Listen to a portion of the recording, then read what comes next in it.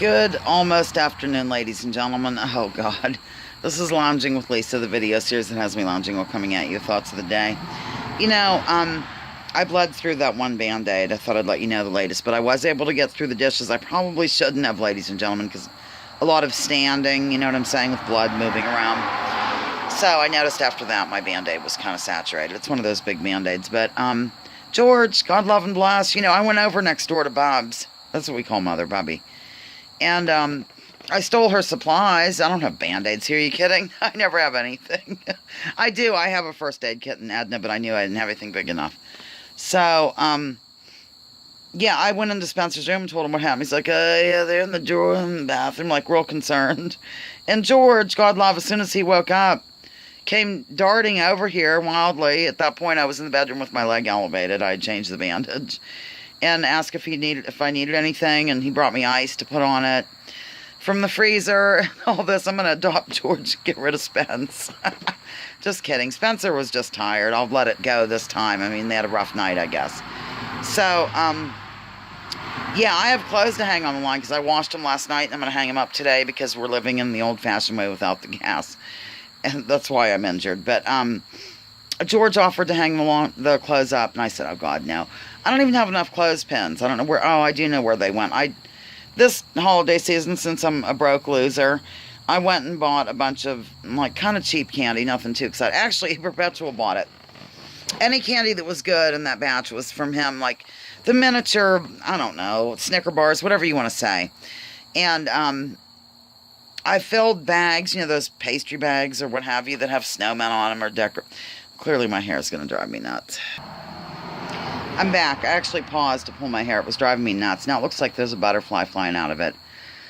Who cares? Anyhow, yeah, pastry bags. What I did was I took, and I painted on the clothespins. Oh, I don't know. Some of them had, no, like, for Mother, I did some flowers in her name or something, and then I did some snow scene, little things, whatever. I don't remember what all I did. Some hippie stuff, some stuff that was seasonal, like candy canes, whatever you can do on a clothespin. And then I took a magnet, plonk, you know, I painted them, whatever. And so they could use that later, like to hang on their fridge and clip a note, you know, a honey-do list or whatever.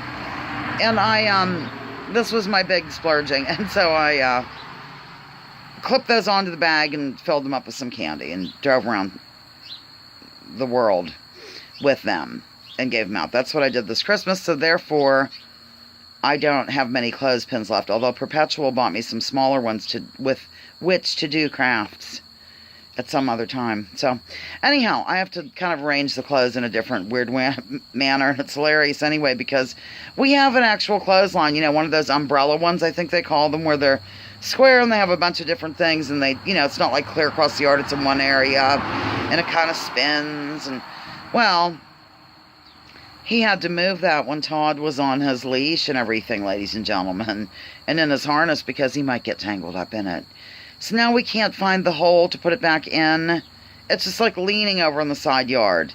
So we're using the run that Todd, you know, like he was in a harness. You've seen those dogs. Mind you, Todd's a cat. Where they're in their collar or whatever, and they're tied up and they can run around outside on the thing that goes over like a line. Like a cable. That's what I use to hang the clothes on. Might as well use it for something because Todd runs free now, thank God. Oh, those were the days, my friends. So anyhow, the thing is with this leg situation here is because I fell, it caused my other, my pudendal neuralgia to flare up. So I noticed right away that pain started in pretty severe today, and the kratom's, it's semi-working, not super well. I just took a dose a little bit ago, so we'll see how that works out. But yeah, any kind of fall or whatever, because that nerve runs along the very lowest part of your back, like the sacrum. Sacrum, that's how you say it, I think. Oh God, I don't know how to say it now. It's always something I don't know. So anyhow, that's all. I just thought I'd come at you and let you know that George, you know, ran over here and was willing to totally help while my son's like, his Band-Aids in the bathroom. So tender. So loving. So I switched to a bandana around my leg now to hold some pressure on that and stop the bleeding, and it's up on a table. Very exciting news. And there's a bird feeding on the with the sunflowers. But I am going to have to try to go out and hang up these clothes, ladies and gentlemen. And, yeah, I'm listening to a little Richie Allen. You know, there's a big to-do that tomorrow's September 23rd, and some planet's going to whip in here that we can't see.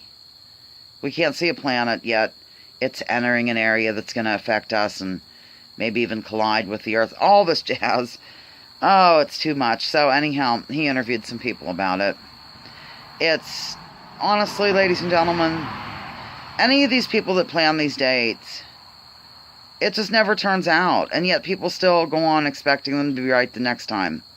I never got that. And if you're a biblicist type person, a Bible person, you wouldn't be relying on dates anyway, because the Bible's very specific about that.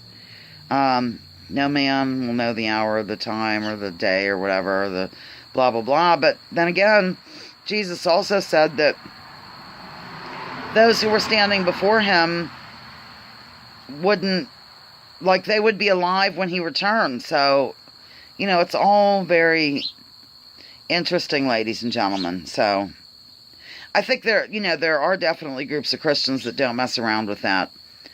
Oh, August 17th of 2041, Jesus will return, or any of that. They don't. But they are aware of various signs and things that were to be given. The thing is with the signs, well, a lot of them are astrological, really, because it's like, what did that one guy call it?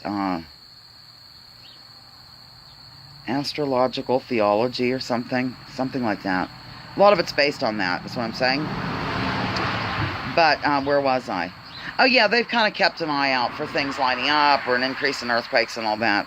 But I think, if I'm not mistaken, that really the evidence of these troubled times, so to speak, has been in play for a long time. So I think that any generation that, within the last, I don't know how long, hundreds of years maybe, since Jesus probably, that they would have seen these signs in their lifetimes as well, is what I'm saying. You know? Like, it's not been a very delightful world. A lot of wars and things like that. And so the Bible says something about there'll be wars and rumors of wars. And I think it's applicable, Nicholas, you tell me, to probably every generation in some way. So, anyhow, my God, I can't believe I got off on a Bible thing. At any rate, that's all. I just thought I'd let you know that, you know, the leg is feeling better. It's just, I'm a little concerned if the bleeding doesn't get into check a little more. I mean, I expect it to bleed a little, but I read it, or I did it, looked up videos to see, you know, make sure what to do. And they said, you know, if it starts to spurt or something, then you really need, listen. That was so cute. Medical attention. By the way, I moved the bird feeders over here because the lawn people were supposed to come on Tuesday. And, you know, they used to be over there. They're going to go back, but I thought for sure the birds wouldn't bother with them. They've been eating and bathing in it right over here. So they're really familiar. They're really, they aren't freaked out by me. I just do my thing usually. I mean, if I get up, they'll fly off, but they'll come up to remember when I showed you where I fell? It's still wet there from the water. They will approach that far onto this part. We've got to do something with this amount here. This is really a danger to mankind and womankind, as is evidenced by me. Well, I've rambled on now for 8 minutes and 47 seconds. Oh, one more thing I can go on about. I think Saturday, George and Spencer are going to join me. I'm going to turn the phone sideways. I'm going to press the landscape mode prior to going live. We might not do the game Saturday, ladies and gentlemen. I thought it might be more fun just to kind of hang and chat with Spencer and George. I'll be sure to tell them not to say the F word because, you know, mother. Plus, I don't really want people sitting here. You know, it's occasionally if somebody slips, that's one thing. But I don't, you know, mother was right. I don't really want to sit here and say F every other minute because a certain segment of society doesn't care for that. And I do understand. In a way, I understand. In a way, it kind of makes me mad because I think it's just a word. But, oh well, there is a segment of society that will not take people seriously because they swear too much.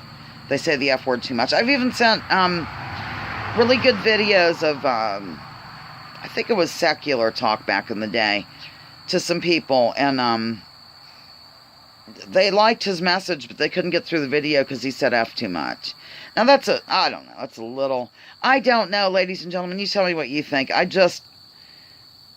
kind of glad Mom told me not to swear, because I'd rather people be comfortable, and some people are put off by that.